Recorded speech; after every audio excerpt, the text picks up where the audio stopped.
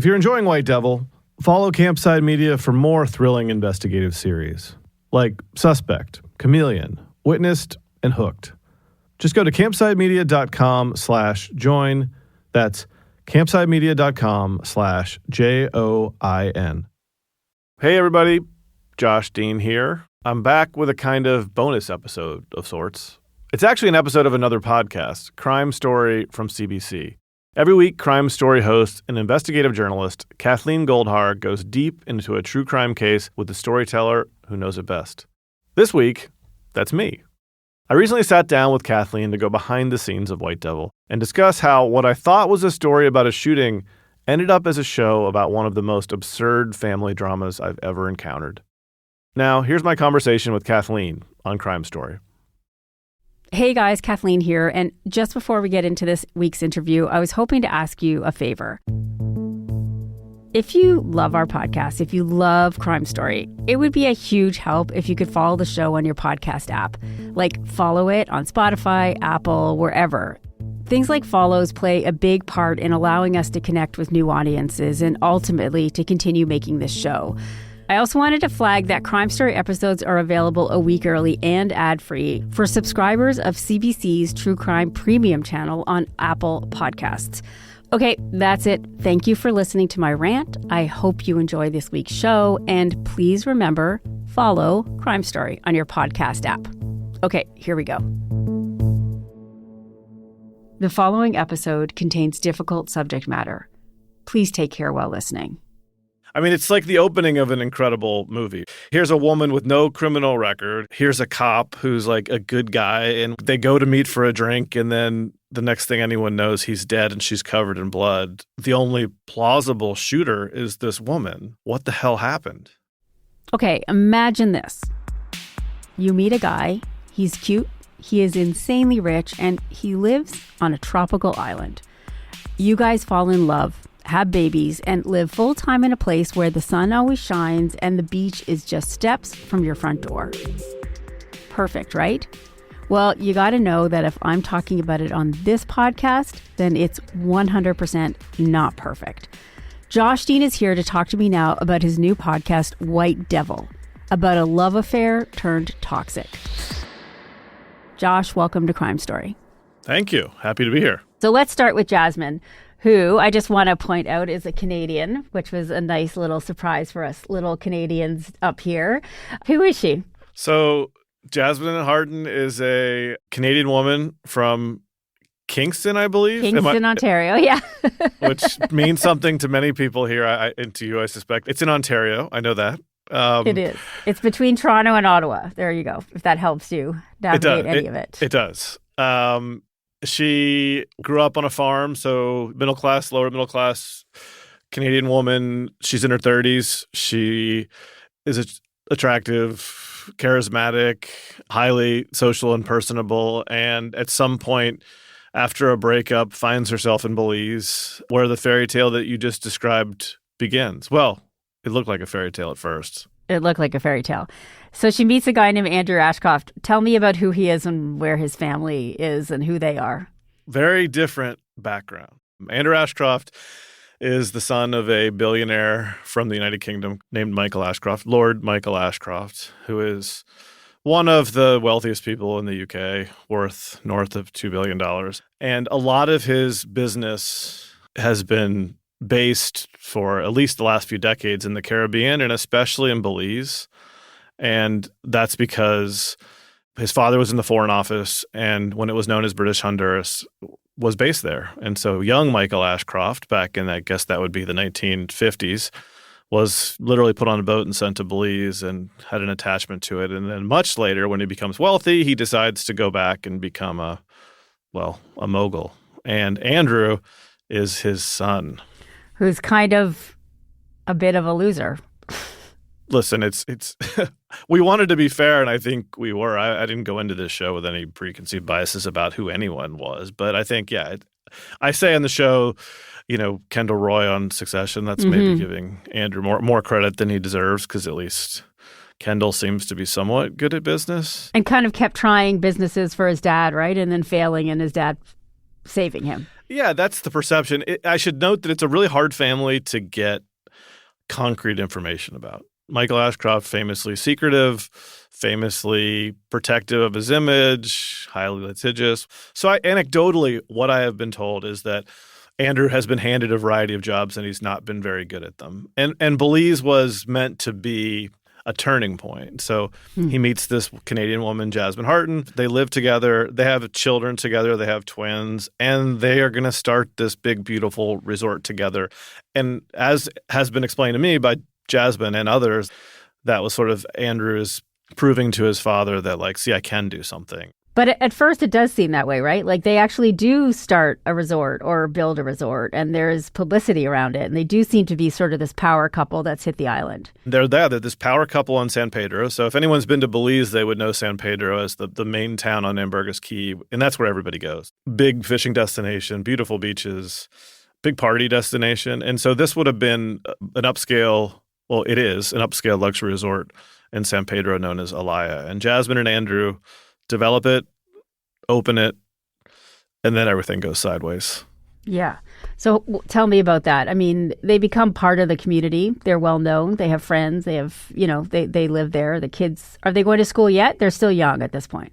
Well, yeah, I actually, although you just made me think of something, and I think this is an important small detail, which is that, kids were going to start school, and there's a speech Andrew gives at the opening of Alaya, not very long before the event we're about to talk about, where he says, these children will be the fourth generation of Ashcrofts to grow up in Belize. And I think this is a small but not unimportant thing to focus on because the children will become part of our conversation, I think, is that Michael Ashcroft's parents bring him to Belize, and therefore it's part of his soul and what he considers himself to be. He's British Belizean. He's the third generation Belizean British Ashcroft. And then these kids will be the fourth. So at the opening of Alaya in April of 2021, Andrew makes that point. And then about a month later, on May 28th, 2021, Andrew and Jasmine go to a party. They come back to their luxury condo. A friend of theirs is staying there. He's a police officer named Henry Jamat. He's Black. They both know him quite well. He's a fairly senior police officer. He had been the second-ranking cop on the island, and then he got sent to a new location out in the rainforest. And they still keep in touch with him. He had been helpful to Jasmine fairly recently. He says, come meet me for a drink. Andrew says, no, I'm tired. I'm whatever. He doesn't go. Jasmine's like, sure, I'll meet you. She goes out to meet Henry. They go to the pier at the Alaya Resort. There's no one else there. There was, I think, a half bottle of wine unfinished, a few tiny bottles of whatever that terrible cinnamon liqueur is, Fireball. Fireball. And Henry ends up dead. A gunshot wound to the head. There are no witnesses. There are no cameras.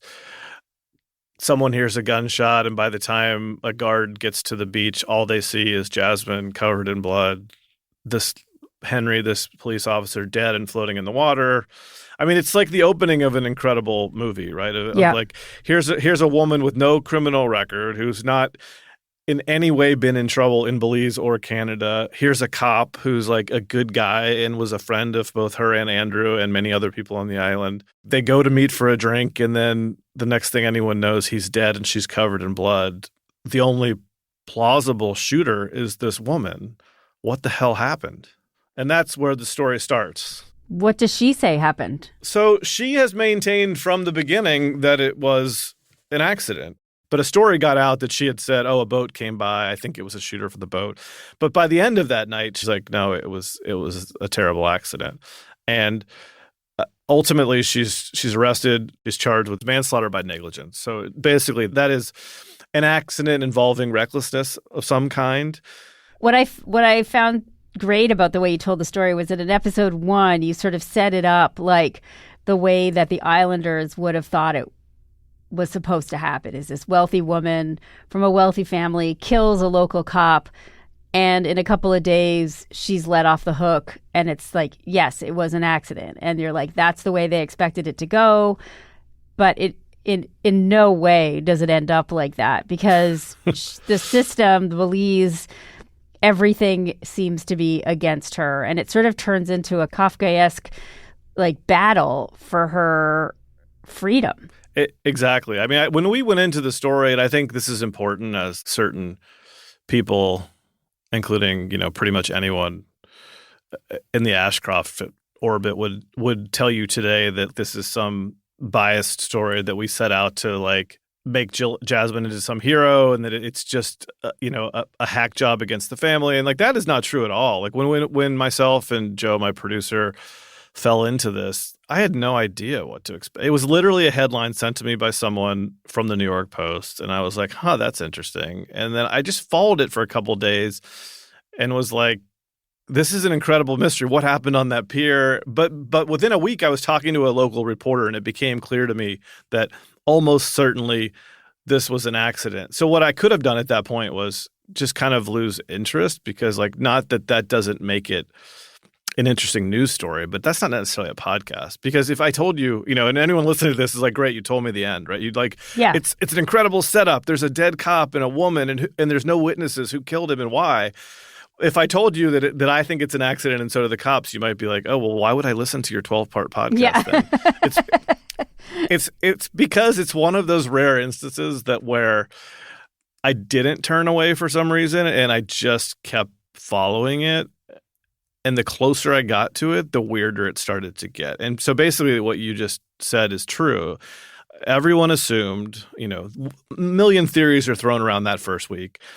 Well, Andrew killed him. There was a hitman, like a plane landed. There was a boat. It was being treated like a mystery, except that no one close to it actually thought it was a mystery. But the other thing everyone was saying is exactly what you just said, which is she's rich, she's white, he's black, she's going to get away with it. Well, that's not what happened. Yeah, and just for a second, like just the idea that she was part of the Ashcroft family, like you talk about how nothing in Belize, nothing happens that doesn't touch them and their pocketbook, right? Like you can't buy anything, you can't trade anything, you can't see anything that isn't very directly related to the Ashcrofts. Right. Thank you for bringing that up, because like this is such an important thing to understand, which is that it would be enough if she were just the common law wife of a billionaire's son, right? That's enough to tell you in any country, basically, you're going to get away with it, or at least not suffer any real harm for doing something.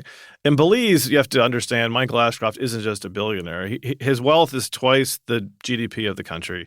He is far and away the wealthiest, most powerful, most influential individual, Belizean or otherwise. He owns or has owned or has controlled, because here's where they try and catch me in their various financial bear traps, which is that he's like, in the opaque world of offshore finance, like the companies are always owned by companies, which are owned by companies, which are owned by holding companies, which are owned by trusts, which are registered in the Bermuda Exchange, right? So they can always say, we don't own that. But for all intents and purposes, he has tremendous power and influence. And for all of those reasons, basically, he is, if not certainly one of a very tiny group of the most influential people in Belize. So now imagine who Jasmine Harton is. Mm-hmm. You would think he would just snap his fingers and she would be back in her luxury hotel room, and she would never have to worry about this again. And that's what episode 1 is. And I think where we tried to end it was, yeah, sure, I may have told you that this is an accident, but that's not the mystery we're going to investigate. The mystery we're going to investigate is what the hell is going on here? Like, why does this woman not walk out? And in fact, not just not walk out, is dragged deeper and deeper and deeper into what seems to be this plot against her to destroy her in some way. Yeah, because that's what I was going to say is like what actually you see is the power of the Ashcrofts, but it was against Jasmine. Right. And it's what happens when that power is not used ethically to support you, but to destroy you. And, he's a very litigious person, and we've had to be very careful with what we claim we know and don't know. And so what I should say is, like, we have no evidence that Michael Ashcroft has ordered any specific actions or improper activities by Belizean authorities to work against Jasmine. However, it sure appears that over the past, we're 3 years later. It sure seems like almost every force in Belize has worked against her. Now, Michael Ashcroft isn't the only person who might want that. So Henry was a cop. So you can imagine that maybe the commissioner of police, Chester Williams, who's become one of her many foils, maybe he also doesn't like Jasmine because he loved Henry, or he thinks that she killed a cop and she shouldn't get away with it because she's a rich white lady. And because Michael Ashcroft also doesn't seem to like her, then Chester can do whatever he wants. And now you can imagine, like, well, maybe some of the judges don't like her either. Maybe the Jemmott family, understandably, wouldn't like her. And Henry's sister is a cop. And a lot of the institutional forces start to press in on her. Yeah. So can we just sort of talk a little bit about what those forces are? Like, let's even start with like the justice system. What do you start to notice about the apparently, blind justice and the way it's treating Jasmine, or she's sort of what she faces?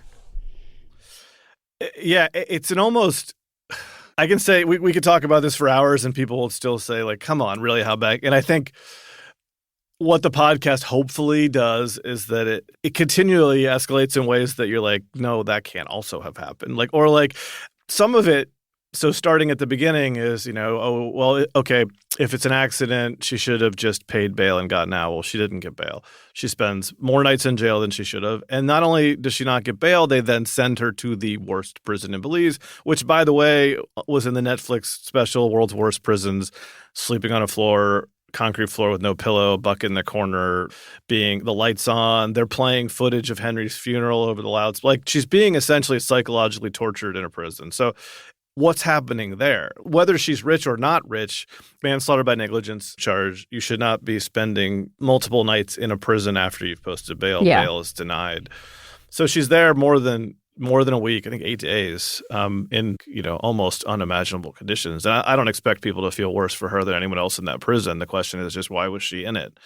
And we can certainly ask the question, like, why is anyone in that prison? Why is anybody in it? It's a horrific place.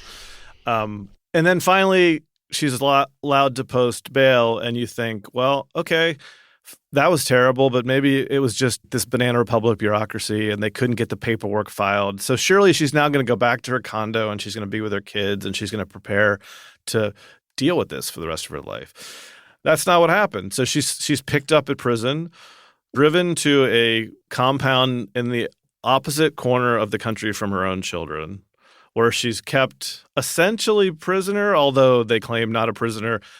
And then fast forwarding a little bit, I don't know if you have kids, I have kids. And one thing people have told me about the show, and especially women, have been like that this is ultimately the story about a woman fighting for her children. Much less about her survival than it is about a mother trying to get her kids back, which is, and I think we have a moment at the top of episode 5 where I say, if there's one thing I think arrogance of Michael, or at least Andrew Ashcroft's arrogance, created a blind spot, which is the lengths a mother will go to for her children, that there's almost nothing she won't do. I just want to back up to that, because what is Andrew doing? Like, the other expectation is that her husband or partner is going to try to help her, but that isn't happening. Can you just tell me about what Andrew is doing as Andrew, but also what he's doing with the kids while she's stuck in this prison? Right. So he brings the kids to see her exactly once. They were there for an afternoon.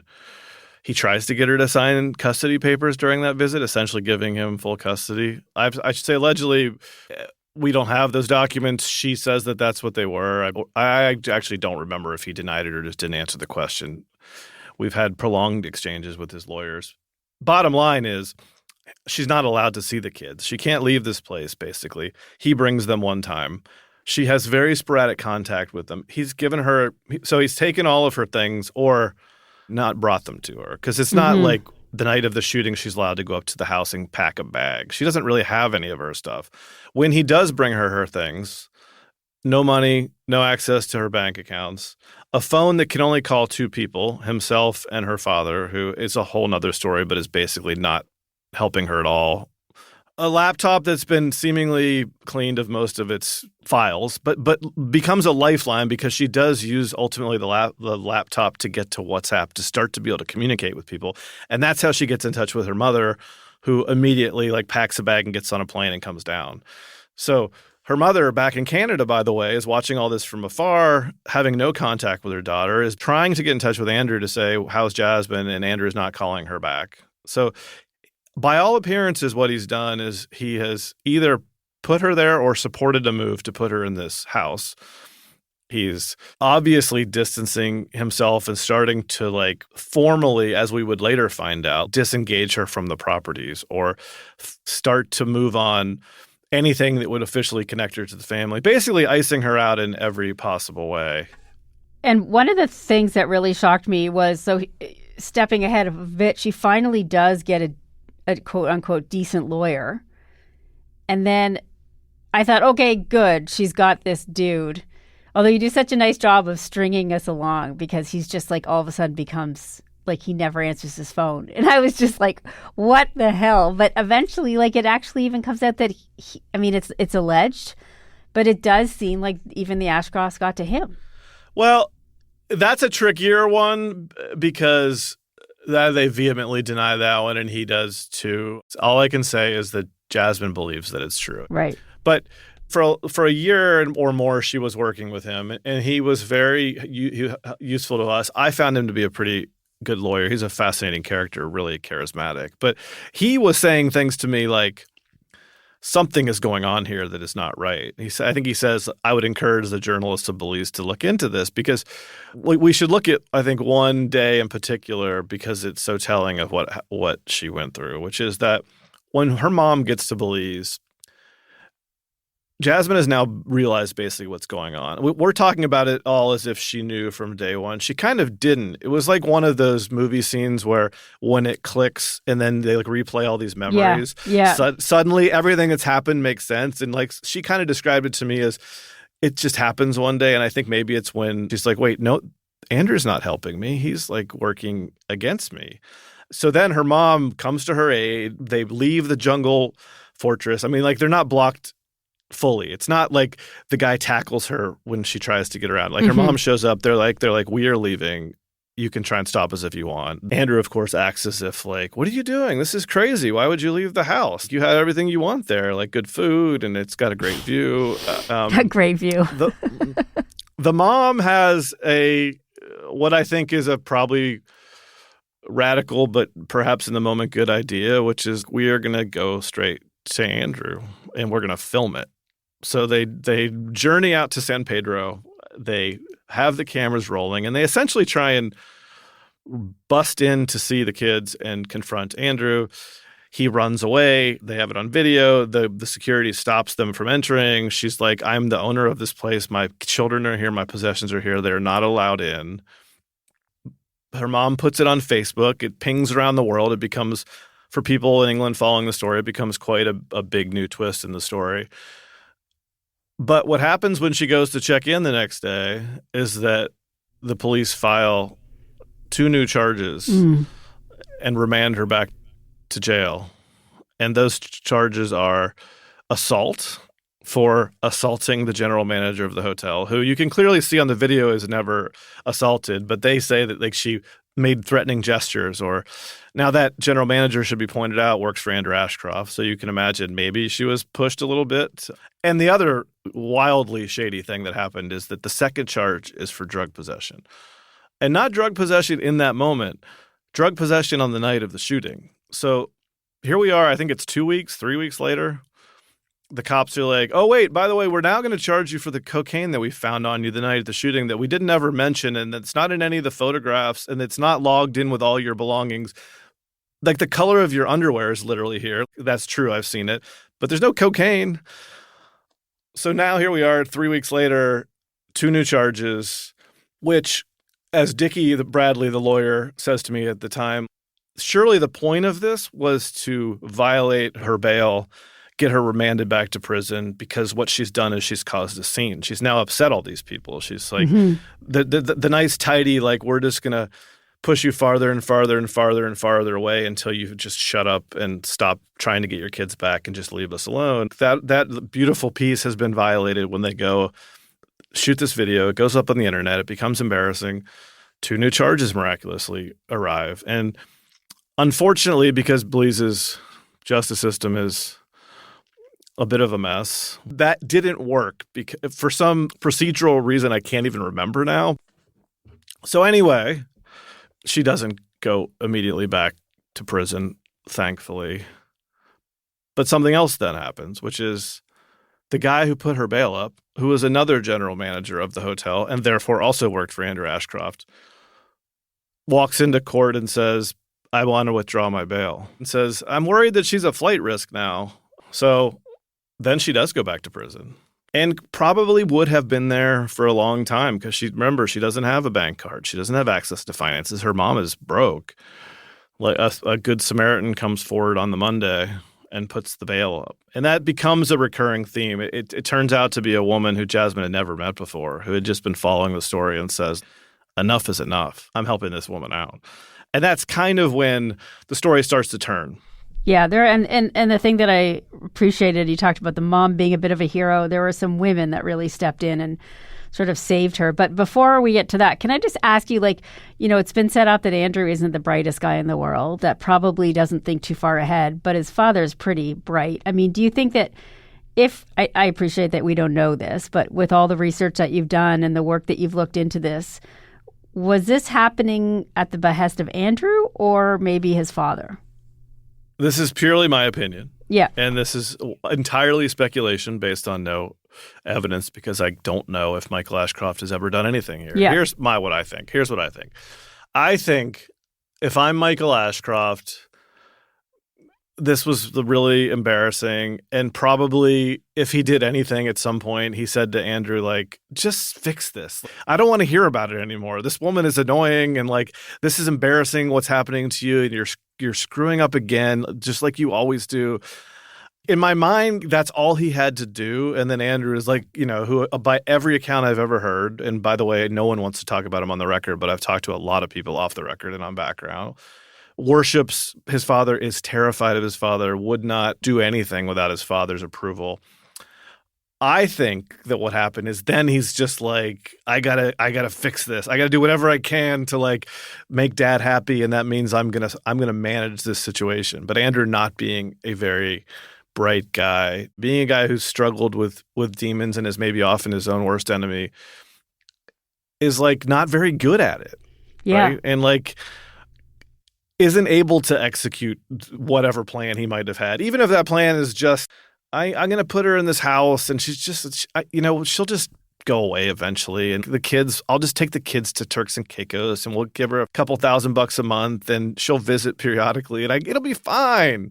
And of course, no competent parent who loves their children would agree to that. But that's my theory. And Jasmine is so tenacious. I mean, she really is something.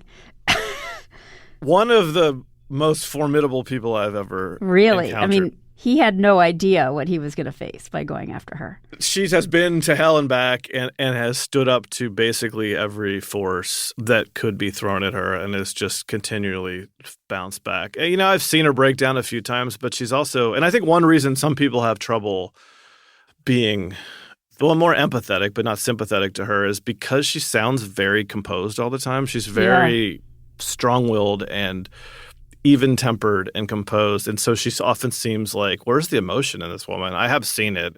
She does break down sometimes, but I think has the courage and the heart of a warrior, and I think everyone underestimated what she'd be capable of enduring and continues to this day. So, yeah, I mean, to go back to your original question, I kind of think Michael Ashcroft, his personal involvement in this has been somewhat minimal, other than telling Andrew to take care of stuff, and then it's mostly been Andrew. And I think some amount of the bureaucratic, legal, law enforcement hell that she's been subjected to is probably Belize. And I actually think a similar dynamic happens in Belize than the one I just described to you between Andrew and Michael. I can also imagine, let's say that Andrew Ashcroft has never issued an order to a police officer or a judge or a politician. Very possible, right? We certainly can't prove that. I can't tell you that he's corrupted these officials. I think there's another way that it works, which is that all of those people are in some way afraid of, in debt to, understanding that they need his father and his money and his power in Belize to for the good of their careers, whatever. Therefore, isn't it also possible that they might be acting in a way that they think he wants them to act, right? So even if he hasn't ever said to a cop, trump up charges, and I have no evidence that happened, to me, or at least plausible, that the cops might be Andrew, where they're like, well, it's pretty clear that this guy doesn't like this woman and like kind of wants us to help get rid of her. So why don't we just like, it's Belize. We can get away with this shit. And by the way, Belize is wildly corrupt and has, problems throughout its judiciary and the law enforcement. And we have a whole episode about Belize and how corrupt it is. And so I think there's a dynamic between Andrew and Michael that's also true between Belize and Michael, which interesting. is that everybody kind of thinks that they know what he wants and that they might be trying to give it to him, even if he has never once said to anybody, take care of this. Because I also think he's smart. I think he's savvy. I think he's gotten very far. He's self-made. I don't think he's stupid. I don't think he would like send an email to the commissioner of police being like, I need you to make up a cocaine charge. He's just not stupid. He wouldn't do that. I don't even think he would suggest such a thing. But can I imagine that a cop might be like, well, that other thing failed. This is Belize. Like, we make shit up all the time. Let's just make up a drug charge. Make up another drug charge. And by the way, I have no problem defaming the Belizean police and judiciary. You hinted at it, but eventually, like, how long does it take for her to get any kind of answers? And, what's the end of her legal battle look like? Yeah. We could talk for hours and not even get through all the twists. It's a 12-episode series. It's so twisty and turny. It's incredible. And it's sort of like how much could happen, and the answer would be a lot more than I expected to happen. Yeah. And I feel like I was saying to someone the other day, like, I hope people are as interested in this as I am. And he said, anyone who has a fucked up family or has been through a bad breakup is going to love this because it's like the worst breakup story of all time. Worst. And it's like the worst family drama in history. It really is. But basically, I've given away the ending in a sense, which is that like I believed her from the beginning that the shooting of Henry Jamot was a terrible accident, right? I mean, and I think she's legitimately very remorseful about it. And there was a pretty flattering mention in the New Yorker the other day, but it said something like the shooting may be given short shrift, and it's definitely a criticism I take to heart. But the reality to me was that wasn't the central mystery we were following, and I try and be respectful to that situation and Henry whenever we can. And we do have an episode very late in the series where we spend an entire 40 minutes unpacking what happened that night, what I think happened, what could have happened, Jasmine's relationship with Henry and where it goes from there. And then ultimately the series... Just to highlight it so people can know and we're not giving everything away, but that he was teaching her how to use a gun. And things went awry. In short, he had helped her in a previous encounter when she was almost sexually assaulted. He told her, you need to learn how to defend yourself. I'm going to teach you how to use a gun. Right. The gun misfired. Right. And Henry had been drinking. Right. So we did follow the case through its ultimate resolution. Her charge was never upped, even though she thought that it would perhaps happen. One of her many paranoias was, I'm going to go in there and they're suddenly going to change the charge to murder. Like she really thought that could happen at various points because everyone in her mind is compromised, including judges, prosecutors. So she's like, it's Belize. What's to stop them from just saying, sorry, you're now charged with first-degree murder. And here's a witness who says you told them that you did it. Right. And by the way, I'm going to be very careful with what I say here, but I'm told there is audio of certain people encouraging witnesses to lie, which I'm trying to get a hold of and will be incorporating into the series if I do. And one of the lies that the witness is being encouraged to say is, I need you to say that Jasmine told you that she killed him on purpose. Wow. And I have heard that from numerous people. Jeez. Ultimately, it does go to court. The original charge, manslaughter by negligence, which is, by the way, I believe the same charge that Alec Baldwin is charged with. And I actually used that in episode 10 as a pretty analogous situation of a person who fires a weapon that kills another person who should not be responsible for that weapon being loaded. So in Alec Baldwin's situation, it's an armorer on the set hands him a gun that's supposed to have blanks in it. He points it at the person he's supposed to point it at. It discharges and kills that person. That's not Alec Baldwin's fault. I mean, you may not like – it's analogous in another way to me, which is that a lot of people just don't like Alec Baldwin. And I think in Belize, a lot of people don't like Jasmine Harton. In her case, Henry Jamot is a cop. It's his service weapon. he's responsible for that service weapon being in his possession at all times. And this is really uncomfortable. And I don't say this to like besmirch Henry Jamon in any way. I think it's terrible what happened, and I'm very sad for his family. But he's the responsible one in that situation, right? He's a cop. It's his weapon. I mean, we could call 20 cops and say, are you supposed to hand your service weapon to anyone ever? And what about if you're drinking? The answer is absolutely not, and you could be fired for it, right? And I'm not saying Henry was, of course he didn't know, I'm sure he thought it was unloaded and he handed it to her and it discharged and it killed him. And that's terrible. It's very similar to what Alec Baldwin went through. So they both are charged with negligence in these deaths. And I think, I'm not sure either of them should have been, but both were. She pled guilty. Should she have? It's arguable. I think if you asked her, she was just sick of it and wanted to get out of Belize and see her kids because, one of the many things that happens in the story is that Andrew manages to get custody, and those custody proceedings were awful, shocking. Yeah, I mean, we could talk for hours about the custody court and whether it was compromised. It sure seems like it was. Yeah. He announces by press release one day after he's given custody that he's going to Turks and Caicos with the kids. Well, Jasmine can't leave Belize because of a charge. She doesn't have a passport. It's being held by the court. So Andrew's just like, sorry, I'm leaving. I'm taking the kids. So she's now stuck in Belize in this, as you said, like Kafkaesque legal, like there's delays and adjournments and all kinds of things keep happening that seem to be, if not intentionally keeping her there, at least the inertia of the Belizean system, which often I've been told prisoners could spend 5 years in prison on remand just waiting to get in front of a judge because there aren't enough judges. It's a pretty violent place. There's a huge backlog. So I think by the time Jasmine got into a court, she's just like, fuck it. Can I say that? Can I swear? On this podcast, you can. Yep. All right. I will plead guilty if it means I can go see my kids. But of course, you've heard the last episode, so it's not that simple. Yeah. It's so she pleads sad. Guilty. In theory, what happens when you plead guilty is, you are given a sentence and hers is a fine. There's no prison time. It's a fine and some other things. And you pay the fine and you get your passport back and you leave the country and you go see your kids and not happily ever after. But at least at that point, she hadn't seen her kids in 14 months. So you could hug your kids. But there was like one final I was going to say indignity. It's like a series of them. Getting out of Belize was quite an adventure. Impossible. Yeah.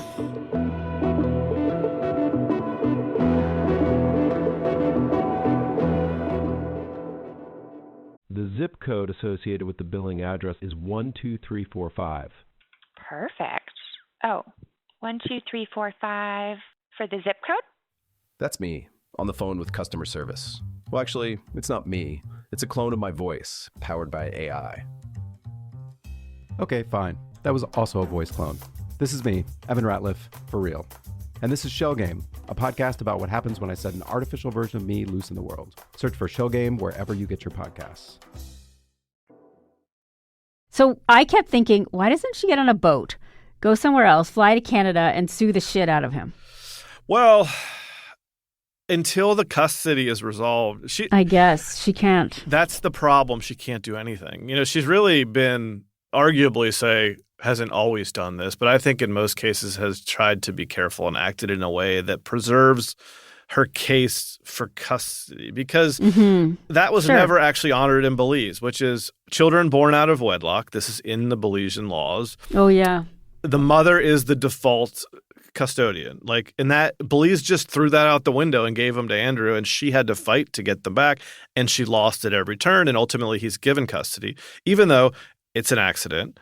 She's had no other than the trumped up charges, no subsequent violations. She doesn't do anything. She just stays in a house with her mom. Every time she appears for a hearing, the court essentially rules against her.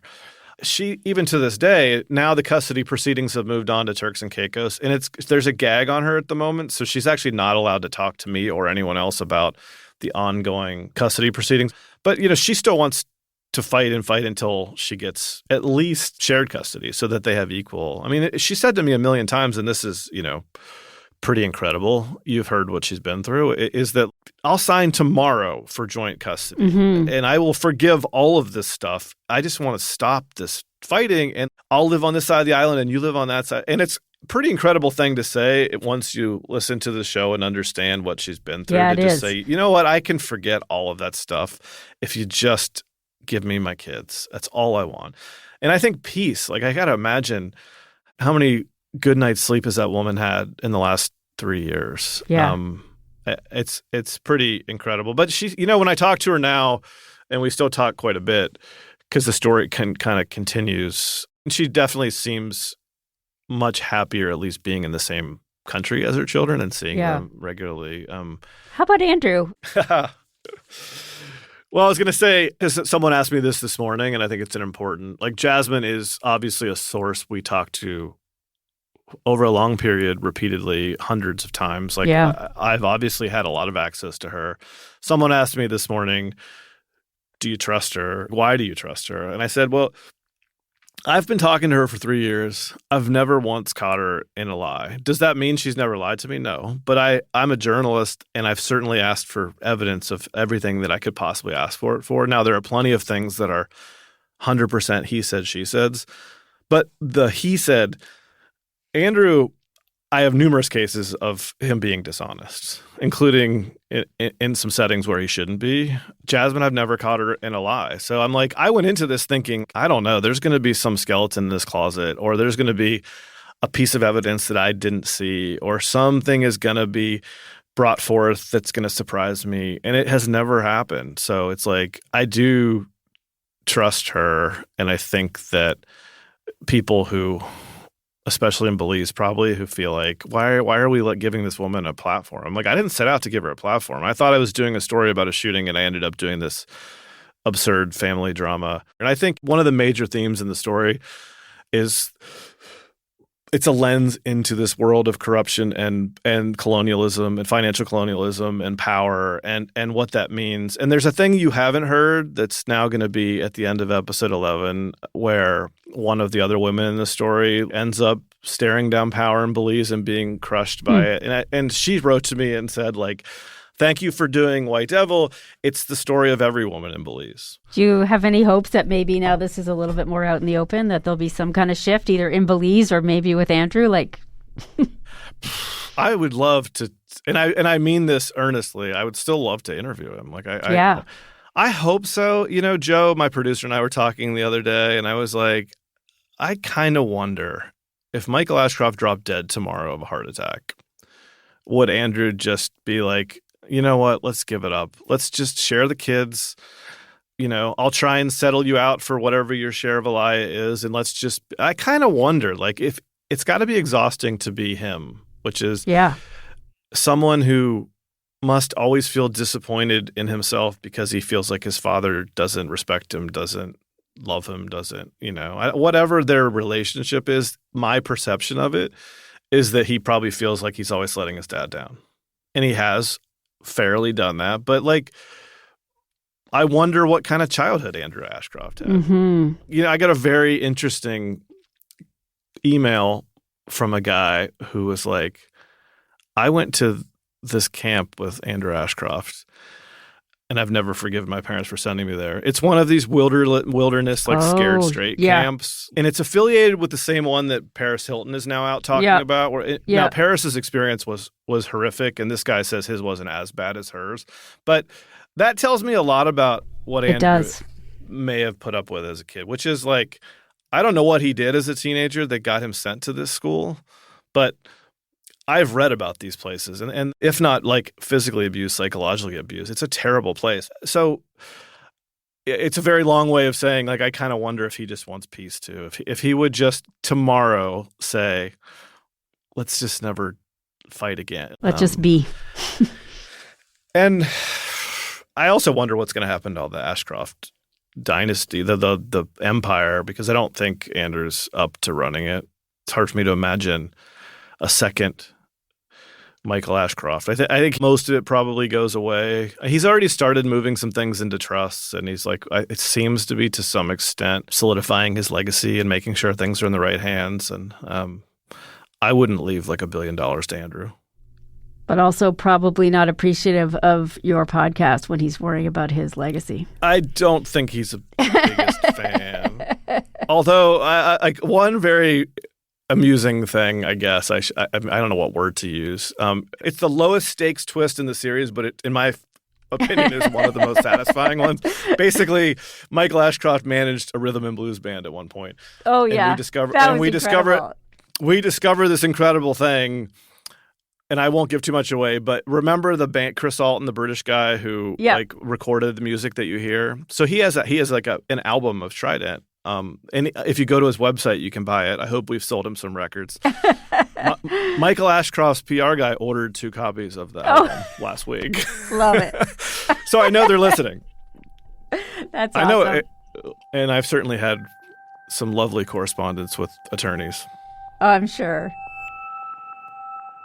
Okay, well, Josh, on that note, I hope everybody goes and listens who hasn't. And thanks for your work and thanks for joining us. Of course.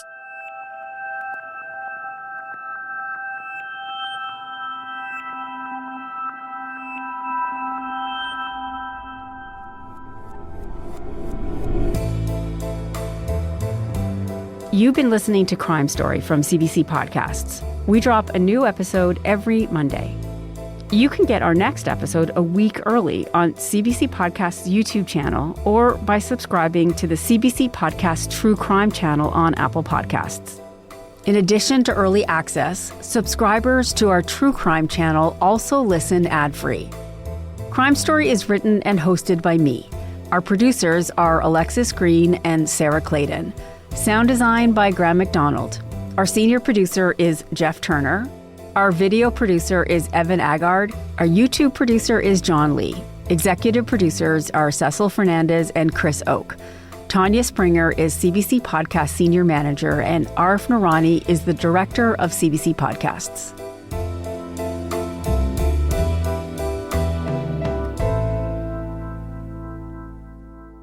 You've been listening to an episode of Crime Story.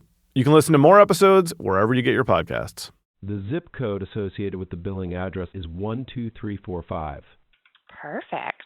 Oh, 12345 for the zip code? That's me, on the phone with customer service. Well, actually, it's not me. It's a clone of my voice, powered by AI. Okay, fine. That was also a voice clone. This is me, Evan Ratliff, for real. And this is Shell Game, a podcast about what happens when I set an artificial version of me loose in the world. Search for Shell Game wherever you get your podcasts. If you're enjoying White Devil, follow Campside Media for more thrilling investigative series like Suspect, Chameleon, Witnessed, and Hooked. Just go to campsidemedia.com/join. That's campsidemedia.com/JOIN.